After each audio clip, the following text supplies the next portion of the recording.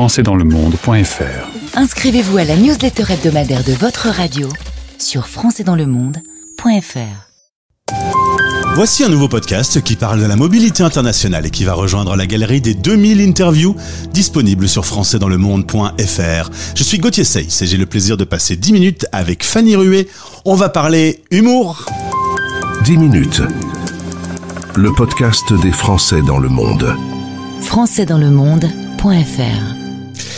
Une artiste humoriste invitée au micro de la radio dans le monde. Et pourquoi donc ? Parce qu'elle va connaître une tournée en Asie dans le cadre de l'organisation des shows de Spotlight. On a échangé avec Laetitia sur ce projet qu'elle a mené déjà depuis quelques années avec une quinzaine d'artistes.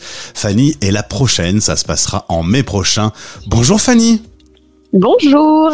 Content de faire ta connaissance. Moi, je te connais déjà parce que tu me fais rigoler quand je regarde la télévision. Je vois des spectacles de toi et aujourd'hui, on se connaît dans la vraie vie.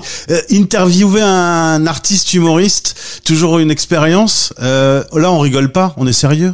Ouais, c'est très décevant les humoristes. Dans la vraie vie, on est nuls, on est sinistres. C'est vrai que dans la vie au quotidien, t'es pas vraiment une grande rigolante. Je sais pas comment on dit. Si, franchement, si, ça va. Ouais. Si, ça va.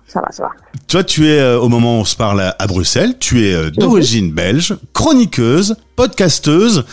Tu es née en 1994 et puis les Français te connaissent surtout depuis ton passage sur l'antenne de France Inter dans l'émission de Nagui. Quand on est belge, on a forcément plus de talent que les autres. On le voit ces dernières années. Non, mais c'est vrai. Tous les grands artistes de ces 10 dernières années viennent de Belgique. Tu peux m'expliquer pourquoi ? Alors, je sais pas, peut-être on s'ennuie plus et du coup on fait des trucs, je sais pas. Et puis je pense que on a un peu un truc de, on s'en fout, on y va, on verra et il y a pas trop d'ego qu'on met, on met pas trop d'ego dans les choses à la base. Donc je pense que ça change un peu quoi. Ça permet peut-être d'ouvrir plus facilement les portes. On a moins de retenue que les Français. Ouais, je crois qu'on a plus d'autodérision et on a moins peur de l'échec. Donc on y va. Et puis si ça foire, ça foire. Et donc souvent, ça marche un peu au culot, quoi. C'est vrai que Stromae et Angèle dans la musique ont explosé sur la planète entière. Et puis en humour, on a vraiment des leçons à prendre aux Belges en cinéma. Enfin, c'est vraiment choquant de voir les talents, le nombre, la quantité d'extrêmes talents qui viennent de Belgique. Alors qu'on est vraiment pas beaucoup. Ah, c'est vrai. Et qu'en plus, vous êtes divisés. Vous êtes déjà rarement... Ouais. D'accord. Alors toi, t'es à Bruxelles. T'es un petit peu... C'est l'endroit en paix en Belgique. Ouais, on cohabite très bien flamand, francophone. Et moi, c'est chouette. J'aime bien. Je trouve ça fou d'avoir deux langues. Et ouais, ça me fait bizarre des fois. Je suis en France et je me dis, mais c'est trop facile. En fait, vous parlez tous la même langue. Il manque un truc. Et on parle la même langue et pourtant on se comprend sans doute un peu moins bien quand même. Oui, ouais, ça c'est autre chose. L'expérience France Inter, ça change tout. Quand on se retrouve exposé comme ça sur un gros média, ta carrière a pris un virage à ce moment-là ? Je crois que France Inter, ça donne un peu un cachet de crédibilité, notamment. Et puis ouais, il y a plein de gens qui me connaissent de là. Il y a plein de gens qui viennent voir les spectacles parce qu'ils m'ont connu sur France Inter. Et donc ça permet d'avoir plus de gens qui sont curieux, qui vont venir voir au spectacle et donc ouais, c'est très très chouette. Et monter sur scène, ça c'est quelque chose qui m'a toujours épaté, d'être une jeune femme avec juste son micro et un spot en pleine tête et faire rire une foule. On y va comment ? Au culot ? Au culot, et c'est un peu kamikaze, hein, mais en fait, je pense que le secret, c'est vraiment de n'avoir rien à perdre, comme ça, aucun ego. Et puis on voit. Et moi, c'est un peu ce que j'avais fait pour le coup. J'avais aucune attente de ça. Je me suis dit, ok, je vais le faire une fois, juste pour voir ce que ça fait. Et puis, sauf qu'en fait, j'ai bien aimé, donc j'ai refait quelques scènes. Et puis, de fil en aiguille, c'est devenu mon métier, mais c'était pas du tout une vocation à la base. Et pour que ça devienne un métier, il faut que chaque jour on s'améliore. Chaque jour, tu débriefes ce que tu as fait sur scène pour améliorer le lendemain. Oui, ça, ou même juste oser mettre des pieds dans les portes, oser faire des trucs même si on n'est pas sûr qu'on en est capable, oser dire tiens là je peux faire une chronique si vous voulez et voir un peu comment ça peut avancer quoi. Et il y a des fois tu dis j'aurais pas dû. Non, franchement ça va. Et les retours, quand tu as fini un spectacle, que tu échanges avec les gens qui ont vécu le spectacle, c'est des moments que tu apprécies, c'est des moments que que tu utilises pour avancer dans tes prochains shows? Oui, ça, surtout pour l'instant, parce que là, le spectacle, il vient d'être écrit, donc je suis encore en train de le peaufiner, de modifier les choses et tout. Donc là, je dis aux gens à la fin du spectacle, donnez-moi des feedbacks, surtout si c'est négatif. Comme ça, je vois ce qui est pas encore clair, ce que je pourrais améliorer et tout ça. Donc, ouais, surtout dans cette phase d'écriture-ci, c'est hyper important. Fanny, entre toi et moi, quand t'es pendant 1h30 sur scène, t'as un prompteur, ou alors tout seul? Non, j'ai pas de prompteur. Oh. Mais là, vu que c'est le début, j'ai des mots-clés sur une feuille pas trop loin. Mais non, prompteur, non, ça casserait. En stand-up, je pense que ça marche pas. Ça casserait totalement la dynamique, je crois. Et alors, être humoriste tous les soirs, faire rire la salle, t'es pas toujours toi de bonne humeur. C'est plus dur quand t'es de mauvaise humeur de monter sur scène? Oui, en fait, non, ce qui est le plus dur, je trouve, c'est d'aller jusqu'à la salle en sachant qu'on n'a pas envie. Mais au moment où on monte sur scène, je crois qu'il y a un réflexe un peu de survie, de tout se coupe.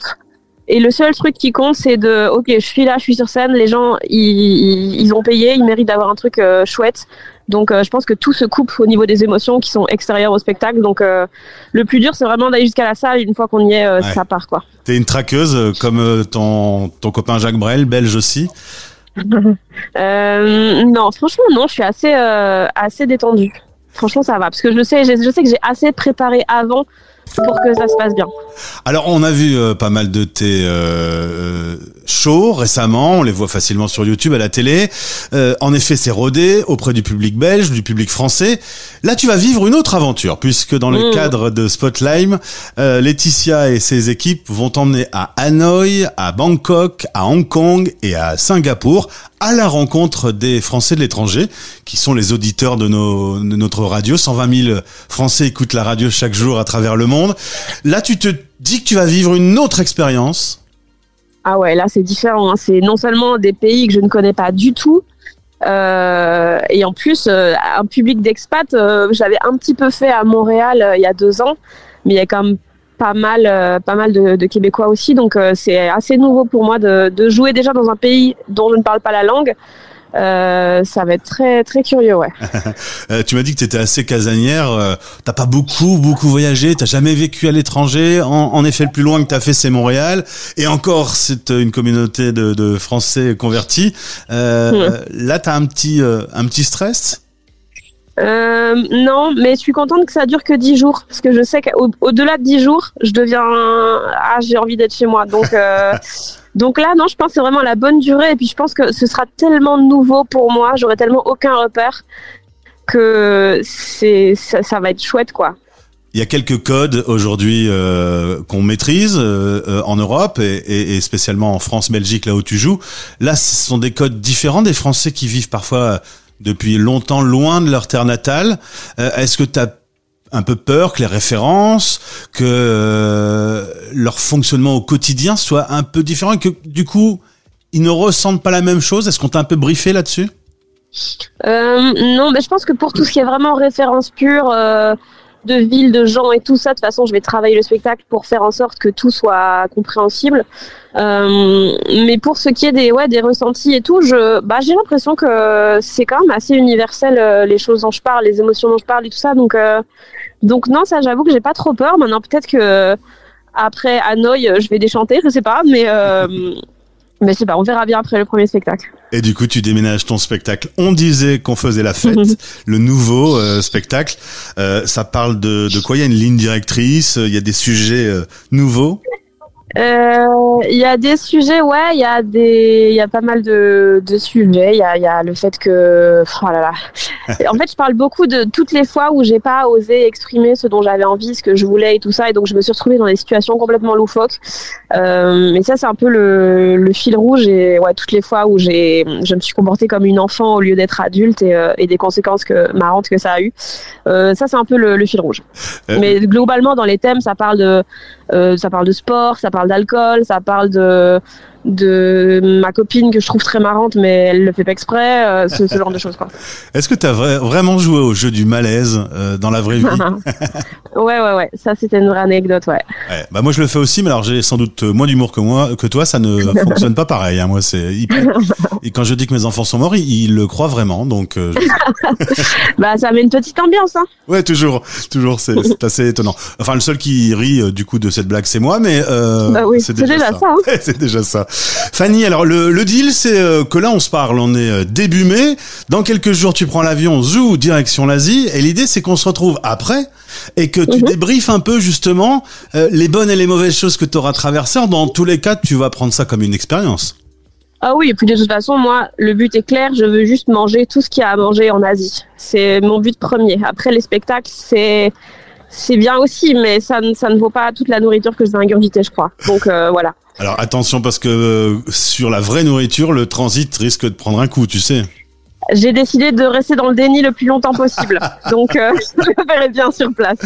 Eh bien, Fanny, je te souhaite le meilleur dans cette aventure. Le 11 mai à Hanoï, le 15 mai à Bangkok, le 16 mai à Hong Kong et le 18 mai à Singapour. Toutes les informations sont en lien dans ce podcast. Écoute, merci d'avoir pris quelques minutes depuis Bruxelles, cette jolie merci capitale. À toi, Adi. Amuse-toi bien. Merci beaucoup. Bonne journée. Salut. Français dans le monde. Français dans